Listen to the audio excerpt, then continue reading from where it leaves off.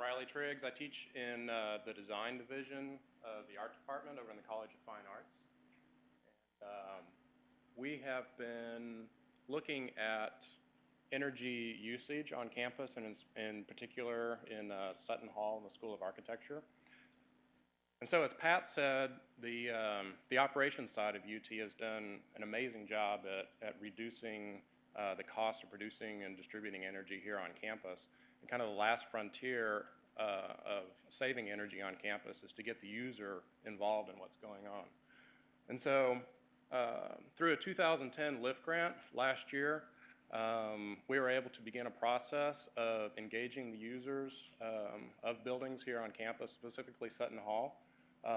And we gathered a team of people from the CSD, our design area, architecture, computer science, engineering, and the information school. So it's a very interdisciplinary effort here to engage people here on campus. As she said, you know, we're using the same amount of fuel as we did in 1977, which is just amazing if you really think about that. And at the same time, generating twice as much power for almost twice as much square footage here on campus.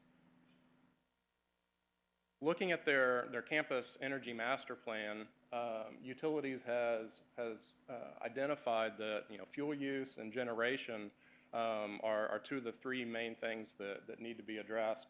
And for the most part, they've done pretty much as they can.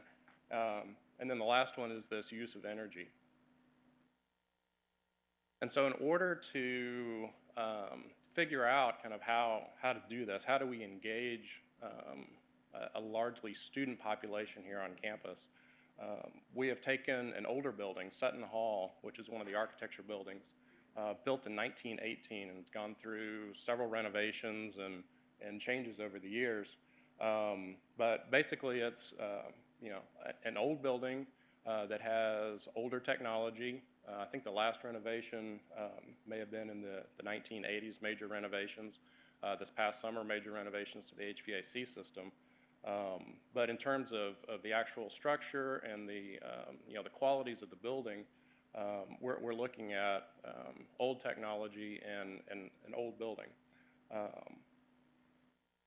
And so one of the first things that we needed to do is find out how much energy this building actually uses.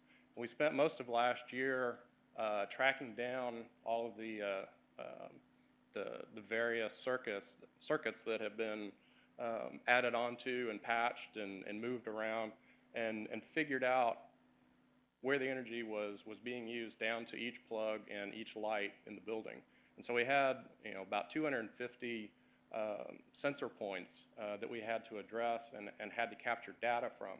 And in conjunction with a smart building company here in town, we're able to figure out down to the room level how much energy we're using.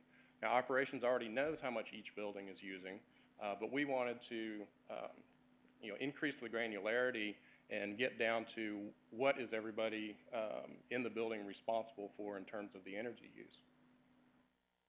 And so what we get from these sensors is this raw data feed. This goes from Sutton Hall to the smart building servers across town, and then gets piped back to us where we can start to play with it. But this breaks it down right now into the lighting load and the plug load, and hopefully we're going to get more of the HVAC information as well, including the chilled water and steam usage, so that we get a total picture of how much energy each building is using. Now, Sutton Hall, for instance, uses about $120,000 worth of electricity a year. That's a lot of money, but to a student who's not sitting there with his wallet open, how do you make this relevant to them? So this is what we're really headed towards in this coming year, is how do we make the information relevant to not only the individual but to the community as a whole, so that this awareness and this pattern of usage of energy is something that everybody is thinking about. You know, one of those three things that we're thinking about every day. So in order to do that, we started to develop smartphone applications so that this information is available to people, you know, wherever they want, whenever they want. We're looking at making the information individualized so that You know, we know what room you're in and we know what your schedule is, and so we can kind of figure out this is how much energy you're responsible for in the building, and then feeding that back to the individual just so they know.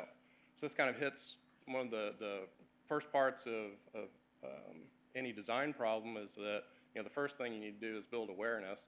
Second thing you need to do is bring some new understanding to the situation. So taking this information, kilowatts and, you know, $100,000, turning it into pizza slices or, you know, 6 packs of beers or, you know, whatever students are concerned with, so that they have some sort of way to relate to this information. So that's what we're going to be doing this year, is figuring out what that information would be. In addition to that, you know, kind of the third thing you want to do is bring some sort of action from the user, from the participant.